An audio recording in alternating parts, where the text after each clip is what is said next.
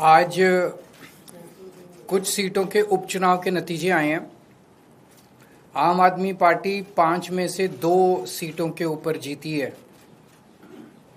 एक सीट पे कांग्रेस जीती है, एक सीट पे बीजेपी जीती है, एक सीट पे तृणमूल कांग्रेस जीती है और 2 सीटों पे आम आदमी पार्टी जीती है।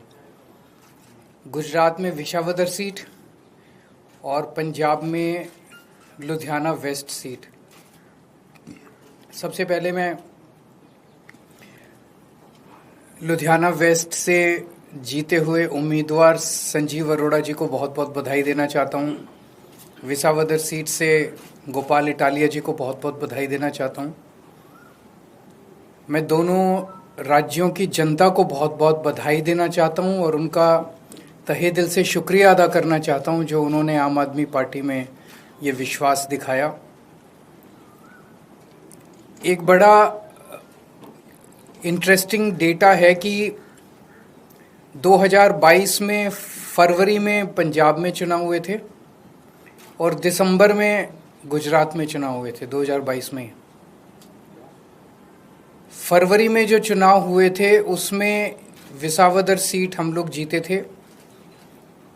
उसके बाद हमारे जो एमएलए थे वो बीजेपी में चले गए, जिसकी वजह से ये उपचुनाव हुआ। उस वक्त विसावदर की सीट पे गुजरात की और पंजाब की लोकसभा वेस्ट की सीट पे जितने मार्जिन से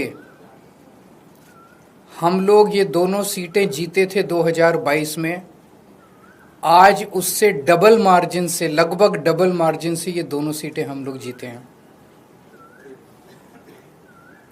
ये एक बहुत बड़ा संकेत इस बात का है कि पंजाब में हमारी सरकार है। इसका मतलब पंजाब के अंदर लोग हमारी सरकार के काम से बहुत खुश हैं। पंजाब में उस टाइम 117 में से 92 सीट आई थी। कहा गया था कि एक आंधी थी आम आदमी पार्टी की। उस आंधी में जितने वोट से हम जीते थे, आज उससे डबल मार्जिन से जीते हैं। कई लोग ये कह रहे हैं कि ये सेमीफाइनल है 2027 का, तो हम सोच सकते हैं कि अगर ये सेमीफाइनल है 2027 का और 2022 आंधी थी, तो 2027 तो तूफान आने वाला है।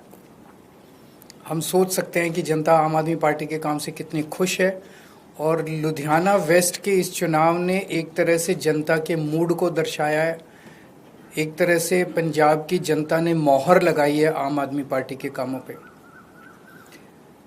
विसावदर के लोगों ने भी डबल मार्जिन से हमें जिताया है। जितने मार्जिन से उन्होंने हमें 2022 में जिताया था, उससे डबल मार्जिन से जिताया है। अक्सर कहा जाता है कि बाईपोल में रूलिंग पार्टी जो होती है वही जीतती है। गुजरात में रूलिंग पार्टी बीजेपी है और बीजेपी की तो इतनी पकड़ है शासन के ऊपर, प्रशासन के ऊपर, पुलिस के ऊपर, सारी एजेंसीज उनके पास है। और जिस तरह से साम दाम दंड भेद सारे तिगड़म लगा के बीजेपी चुनाव लड़ती है,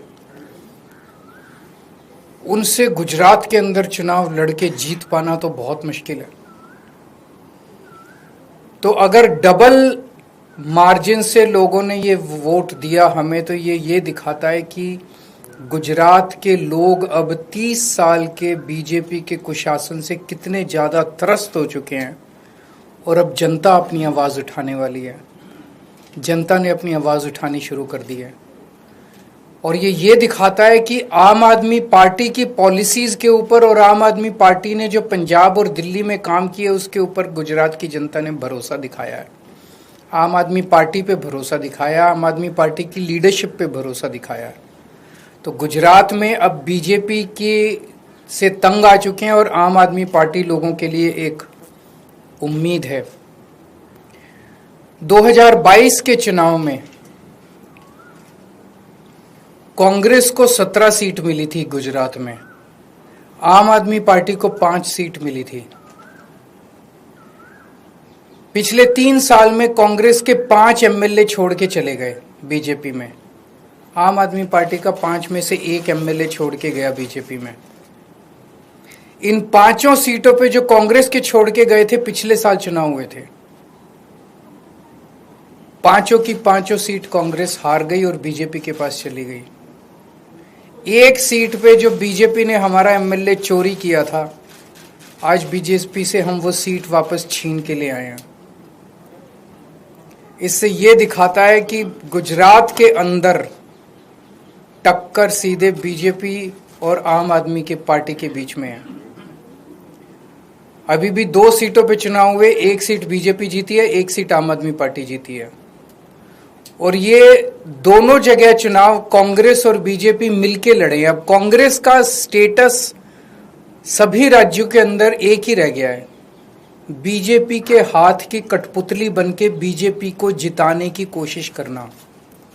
विसावदर के अंदर जिस तरह से कांग्रेस ने, दिल्ली के अंदर सबने देखा जिस तरह से कांग्रेस ने बीजेपी की मदद की, विसावदर के अंदर जिस तरह से कांग्रेस ने बीजेपी को जिताने के लिए पूरी एड़ी चोटी का पसीना लगा दिया। पूरी की पूरी कांग्रेस की लीडरशिप, टॉप लीडरशिप जो है वो बीजेपी की जेब में बैठी है, बीजेपी के हाथ की कठपुतली है। एक कांग्रेस का आम कार्यकर्ता बीजेपी को हराना चाहता है, एक कांग्रेस का लोकल लीडर आप बीजेपी को हराना चाहता है, लेकिन कांग्रेस की टॉप लीडरशिप वो देखता है कि वो सारी की सारी बीजेपी की गोद में बैठी है, बीजेपी की हाथ की कठपुतली है, बीजेपी की जेब में है।